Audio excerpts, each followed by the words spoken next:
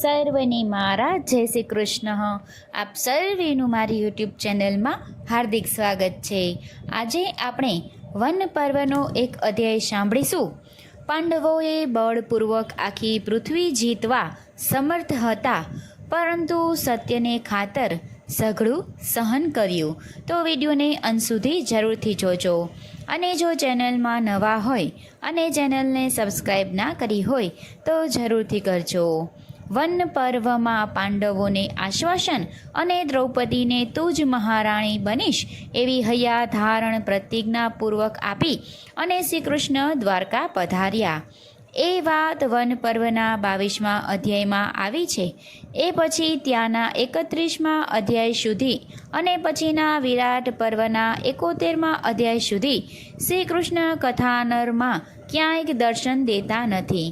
12 વર્ષના વનવાસ અને 1 વર્ષ વિરાટનગરમાં વહાલના ગુજરાતના ધોળકામાં છુપાયેલા રહ્યા. ત્યાં વિરાટ રાજાની ગાયો વાળવાના બહાને દુર્યોધન, ભીષ્મ, કર્ણ, અશ્વત્થામા વગેરે સાથે સૈન્ય લઈ અને આવ્યા. અર્જુન એકલે હાથે સહુને હરાવ્યા. ગુપ્ત વેશે રહેવાનો સમય પૂરો થયો. પાંડવો પ્રગટ થયા એટલે તેઓએ પોતાની સાચી ઓળખાણ વિરાટ રાજાને આપી. વિરાટ નરેશ શર્મિંદા થયા. પોતાની પુત્રી અર્જુન પાસે નૃત્ય શીખવા રહી આવી. આથી એમણે અર્જુનને લગ્નમાં આવવાનો પ્રયત્ન કર્યો. અર્જુને એનો પોતાના પુત્ર અભિમન્યુ માટે સ્વીકાર કર્યો. આ પ્રસંગનું દિલ ધડક તેઓ હૃદયમાં નાટ્ય વૃત્તાંતર મહાકવિ ભાસે પોતાના એક નાટકમાં કહ્યું છે. માણવા જેવું છે એટલે પ્રસ્તુત છે. વિરાટ રાજાએ પોતાની પુત્રી અર્જુનને લગ્નમાં આવવાનો પ્રસ્તાવ મૂક્યો અને યુધિષ્ઠિરે કહ્યું કે આ અમારું માથું નીચે થઈ ગયું છે, કારણ કે વિરાટને અર્જુનના ચારિત્ર ઉપર શંકા આવી હશે. અર્જુને ઉત્તર આપ્યો કે મેં અવાત્મક વાસમાં રહી અને આખા અંતઃપુરને પુત્રની જેમ પાળ્યો છે. પુત્રવ્રત પાલિતા માયા એટલે હું ઉત્તરાનો મારા પુત્ર અભિમન્યુ માટે વધુ તરીકે સ્વીકાર કરું છું. આ સાંભળી યુધિષ્ઠિર બોલ્યા કે આ અમારું માથું ઊંચું થયું છે ને. રણમરણીય નાટક આવું મહાકવિ ભાસ કહી છે. ભાણિયા અભિમન્યુની સાથે શ્રી કૃષ્ણ વિરાટનગર પધાર્યા. સાથે બલરામ, સાત્વિક વગેરે યદુવીરો અનેક યાદવો આવ્યા. મામાએ લગ્ન નિમિત્ત બામેરામાં આવ્યા અને તેનું વ્યાસ કરેલ વર્ણન આજે તો માનવામાં જ ન આવે તેવું છે. હજારો હાથીઓ, ઘોડાઓ, રત્નો વગેરે ધામધૂમથી લગ્ન સંપન્ન થયા. વિરાટ રાજાના સભાખંડમાં સભા ભરાઈ છે. રાજા દુર્વદ, પાંડવો, શ્રી કૃષ્ણ, બલદેવ વગેરે ઉપસ્થિત છે. શ્રી કૃષ્ણ ઉવાચ, ભગવાને સભાનો આરંભ કર્યો. આપ સહુ જાણો છો કે યુધિષ્ઠિરને જુગારમાં હરાવી અને રાજ્ય લઈ લીધું અને તેઓ વનમાં ગયા. પાંડવો બળપૂર્વક આખી પૃથ્વી જીતવા સમર્થ હતા, પણ સત્યને ખાતર સઘળું સહન કર્યું.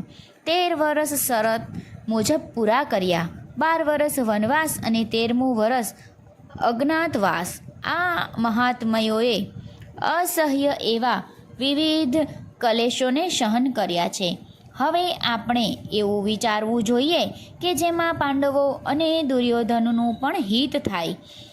અહીં જે ધર્મયુક્ત હોય એ વિચારો, કારણ ધર્મરાજ યુધિષ્ઠિર અધર્મયુક્ત એવા દેવોના રાજ્યની પણ કામના કરશે નહીં. એક બાજુએ કૌરવોના લાભને અને યુધિષ્ઠિરની ધર્મજ્ઞાતાને વિચારી અને આપનો મત દર્શાવશો. હું દુર્યોધનનો મત પણ યથાર્થ રીતે આપણે જાણવા નથી. આથી અહીંથી જ કોઈ સૂચિ પવિત્ર કુલીન અપ્રત્યંત પુરુષને દૂત તરીકે મોકલવામાં આવે છે કે જે યુધિષ્ઠિરને અધ્યહ રાજ્ય આપવાનું દુર્યોધનને સમજાવી શકે. મહર્ષિ વ્યાસે શ્રી કૃષ્ણના વચનોને ધર્મથી યુક્ત, મધુર અને સમ એટલે સમસ્ત ભાવવાળા ગણાવ્યા. શ્રી કૃષ્ણનું પરિસ્થિતિનું પૃથ્થકરણ સર્થવા યથાર્થ જ હતું. એ સાંભળી અને સહુ પ્રથમ એમના મોટા ભાઈ બલદેવજીએ પોતાના મત આપ્યો. ધ્યાન રહે કે બલદેવજીએ દુર્યોધન તરફ પક્ષપાત હતો, કારણ કે ગદા યુદ્ધમાં દુર્યોધને એમનો શિષ્ય હતો. મેં ગદાના મોટા ભાઈ શ્રી કૃષ્ણનું વાક્ય સાંભળ્યું. ભગવાન શ્રી કૃષ્ણના જન્મ પછી વાસુદેવ અને દેવકીને ત્યાં એક બાળક જન્મેલું. એમનું નામ ગદ હતું. આથી કૃષ્ણનો વારંવાર ગદથી પહેલાં જન્મેલા એવા ઉલ્લેખ પુરાણોમાં થાય છે. એ અજાત પુત્ર યુધિષ્ઠિર તેમજ રાજા દુર્યોધન બંને હિતની વાત કરે છે. અર્ધું રાજ્ય બંનેને મળે તો એમનું સુખ વધે અને પ્રજામાં શાંતિ જળવાઈ રહે, હિત બની રહે. જો કોઈ નથી તો જ્યાં અને ભીષ્મ દ્રોણ વગેરેને સમજાવે, કારણ કે એ બધા જ બળવાન છે, લોકત્વવીર છે. શ્રુત જ્ઞાત વૃદ્ધ એટલે જ્ઞાનમાં અને ઉંમરમાં આગળ વધેલા છે. એ લોકોને કોયાલમાન થાય તેવું કહેવું જોઈએ નહીં. યુધિષ્ઠિર તો રાજ્ય ધૃત એમનો પ્રિય હતું, તેમાં ગુમાવ્યું છે.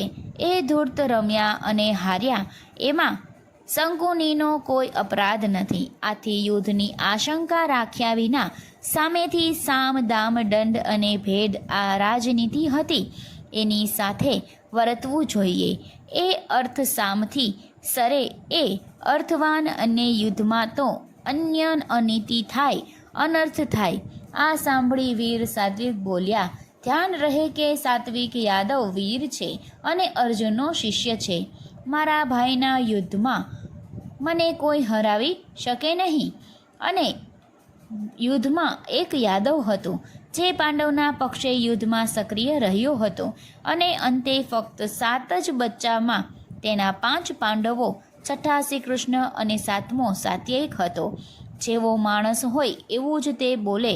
કેટલાક નામર્દ હોય, જેમ એક જ વૃક્ષમાં એક ડાળી ફળવાળી અને બીજી ફળ વિનાની થાય, તેમ એક જ ફળમાં કોઈ વીર અને કોઈ અવીર પણ જન્મે.